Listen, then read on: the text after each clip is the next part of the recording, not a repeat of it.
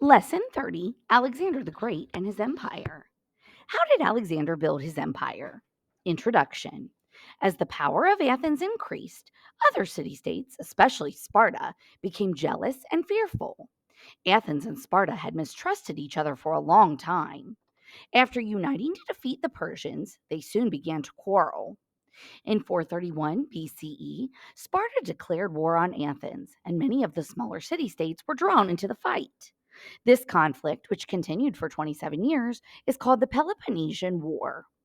While the city states were feuding, a new threat was developing in the north, in a kingdom called Macedonia. A Macedonian king, Philip II, realized that constant wars had left the Greeks divided and weak, so he seized the opportunity to bring Greece under his control. Philip's son, Alexander, was even more ambitious.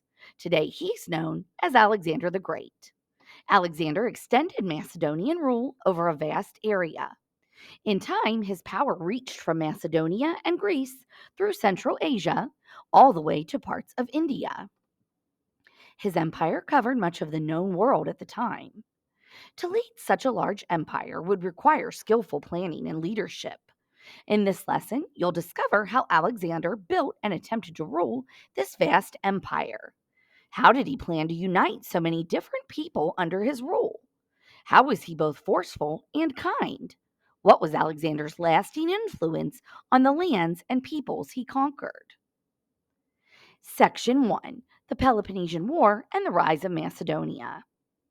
In 431 BCE, the quarrel between Athens and Sparta developed into a conflict called the Peloponnesian War.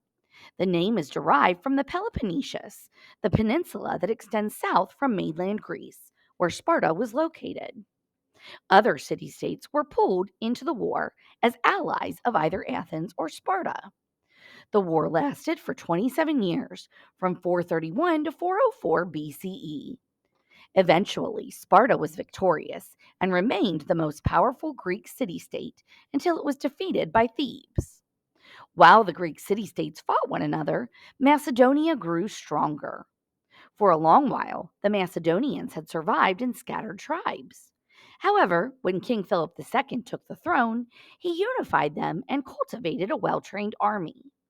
Philip's gaze then traveled south to mainland Greece. After years of conflict, the Greeks were divided and weak, so Philip decided to take advantage. By 338 BCE, King Philip had conquered most of mainland Greece. He let the Greek city states keep many freedoms, but Philip now ruled them. Never again would a Greek city state become a great power.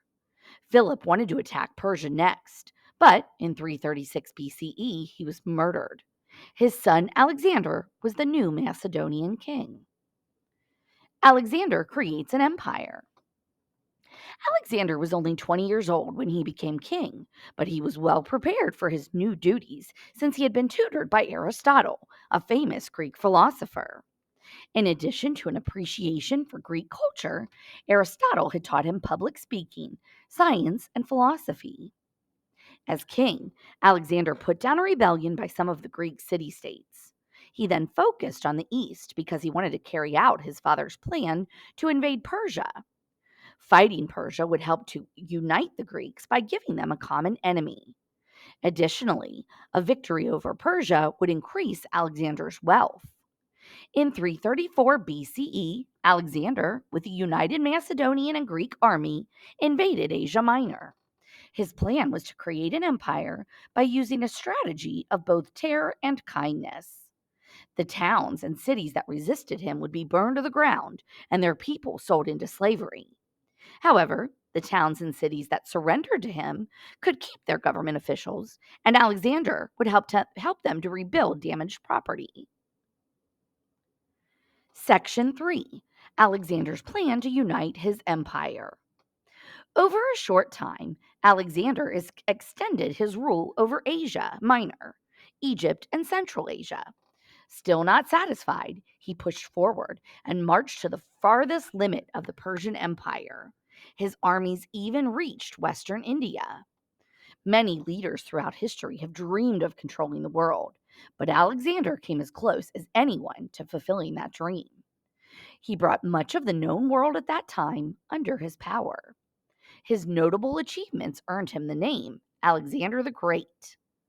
Alexander was a bold and brilliant general, but his many conquests created new challenges. How could he maintain such a large territory? And how could he successfully unite so many different peoples and cultures? Alexander wanted all the people he conquered to accept him as their ruler. He also intended to spread Greek culture, though he did not want to destroy the local customs and traditions of the various cultures across his empire. His goal was to unify the different peoples of these many cultures under a single government.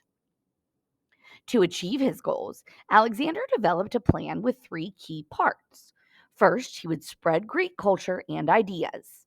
Second, he would use religion to inspire loyalty. Third, he would show respect for the cultures he now controlled and even adopt some of their customs. Let's examine each aspect of his strategy. Section 4: How Alexander Spreads Greek Ideas. Alexander deeply admired Greek culture and aimed to distribute Greek ideas throughout his empire. He hoped that Greek ideas, customs, and traditions would blend with the diverse cultures of the people he had conquered. Alexander thought that the building of Greek style cities would be one way to accomplish his goal. So he established many cities in various parts of the empire. Similar to the cities in Greece, they had marketplaces, temples, and theaters. People from Greece flocked to settle in Alexander's cities, bringing with them their Greek laws, art, and literature. Alexander insisted that local soldiers and government officials communicate solely in Greek. The most famous of the new cities was Alexandria. Founded by Alexander in 332 BCE, Alexandria was located in Egypt near the sea. Alexandria was designed in a grid of intersecting wide and narrow streets. It housed many Greek features, including a marketplace, a university, a gymnasium, and a theater. Additionally, the city boasted law courts, a library, and even a temple dedicated to Poseidon, the Greek god of the sea. Eventually, the city of Alexandria became one of the ancient world's most important centers of trade and learning. It contained one of the largest libraries in the world at the time, which had more than 500,000 books. Section 5: How Alexander Used Religion. The second part of Alexander's plan, to inspire loyalty among his followers and the people he had conquered, involved religion. Alexander used religion in two ways. First, he honored Egyptian and Persian gods with the same respect he paid to those of Greek heritage. To show his respect, he visited oracle sites, made sacrifices, and ordered temples constructed to praise these gods. On one occasion, he visited the oracle site of the Egyptian god Ammon. Upon his arrival, an Egyptian priest welcomed him as God's son, which helped Alexander gain the loyalty of the Egyptian people. Second, Alexander promoted the idea that he himself was a god. After his visit to the Egyptian oracle, he began wearing a crown with two ram's horns that resembled the sacred headdress of Amun. Seeing Alexander in the crown encouraged the Egyptians to accept him as a god. Alexander spread the story of the Egyptian priest's greeting throughout the empire. Eventually, he required all Greeks to accept him as the son of Zeus. How Alexander Adopted the Ways of Conquered Cultures. Section 6.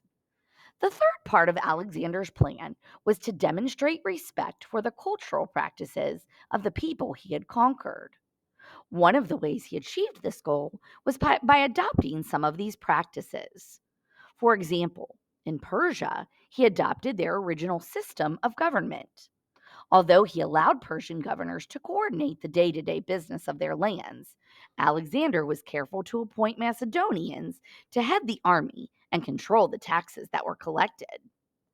Alexander also borrowed Persian customs. He began wearing decorative Persian style clothing. He received official visitors in a luxurious tent, similar to how a Persian king would have. Tall columns, which were covered in gold and silver, decorated with precious stones, supported the tent.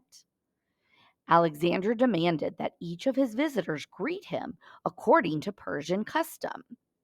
A visitor had to kneel in front of the throne and bend over until his head touched the ground. Alexander would then raise the visitor to his feet, kiss him, and address him as kinsman.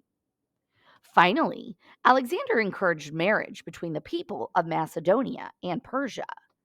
He himself married the eldest daughter of Darius III, a Persian king he had defeated. Historians are unsure why Alexander behaved in these ways. Some believe that by adopting the customs of his former enemies, Alexander was simply attempting to be a more acceptable and popular leader. Other historians think that he truly considered all of the peoples he conquered to be equal to the Greeks and the Macedonians. Section 7: Alexander's Empire Crumbles. By 324 BCE, Alexander's armies were in northern India. After 10 years of fighting, the exhausted soldiers refused to continue. Reluctantly, Alexander returned to Babylon in Persia. In 323 BCE, he died at the age of 33. The time between his death and the start of the Roman Empire is called the Hellenistic period. After his death, Alexander's empire collapsed. Settlers deserted the cities he had constructed, causing the cities to decline into ruin. His generals battled to control the empire, but eventually his land was divided into three kingdoms. Egypt became one kingdom, Syria in the Middle East was the second, and Macedonia and Greece made a third. Alexander had distributed Greek ideas throughout a vast area. In the centuries ahead, Greek power would slowly deteriorate. However, Greek culture would continue to thrive and influence the lands that Alexander had once ruled. In this lesson, you learned how Alexander the Great built and ruled his empire, the Peloponnesian War, and the rise of Macedonia. Athens and Sparta and their allies fought one another in the Peloponnesian War, lasting from 431 to 404 BCE. Then, King Philip II of Macedonia took advantage of the Greeks' weakness after years of warfare and conquered most of Greece. Alexander creates an empire. Alexander, son of Philip, became king.